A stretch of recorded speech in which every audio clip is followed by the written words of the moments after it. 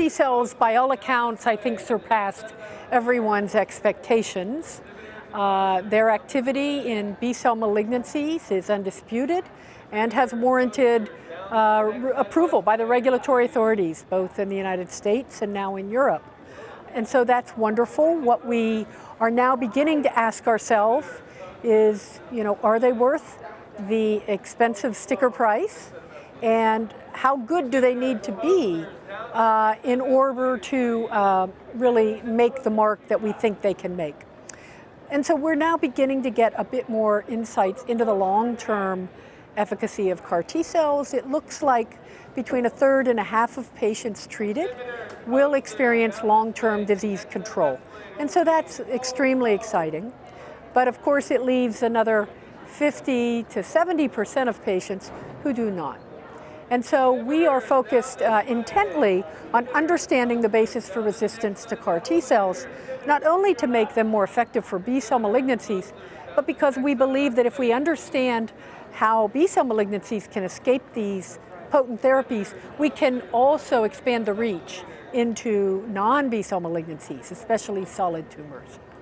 The main mechanisms of resistance are can be put into two mutually exclusive categories. The first is the problem of tumor heterogeneity, leading to either antigen-negative escape.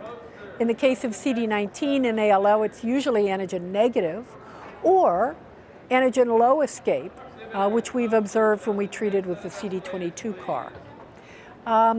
That problem is a significant one because, of course, we always know tumor heterogeneity will remain a major problem. But we believe that because CARs are engineered in a modular fashion, you can engineer bispecific CARs and trispecific and even quad-specific CARs. Several of us have engineered those in our laboratories. And so I think myself and many in the field are optimistic that we may be able to create multi-specific CARs that can box the tumor in and diminish that risk. But we need to see the data, right? This remains theoretical. We have begun the first trials that I'm aware of with a bivalent CAR targeting CD19 and 22. The toxicity is quite acceptable, and we have promising clinical results. And so time will tell whether that maneuver is enough to overcome the problem of 19 escape. The other problem, and it seems the two are mutually exclusive. In an individual patient, you often don't find both of these problems. You either find they have really good T cells and they select the antigen-negative disease, or you have the other problem, where the T cells simply are not adequate, they don't expand well enough, and they don't persist long enough to control the tumor. And we believe the most common cause of that is a process of what we call T-cell exhaustion.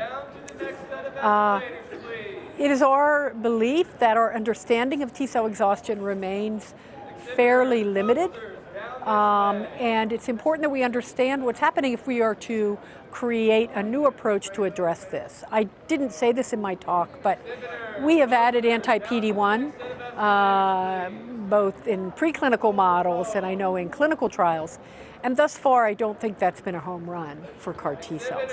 So we likely need to do something more to overcome the problem of T-cell exhaustion. And I shared some data from my laboratory identifying a novel axis of dysregulation in exhausted human T cells that express CARs, but we think this is generalizable across human T cells. And this is related to an imbalance of transcription factors belonging to the BZIP and IRF family. And we have seen very impressive results restoring that balance, especially using overexpression of the transcription factor c-Jun.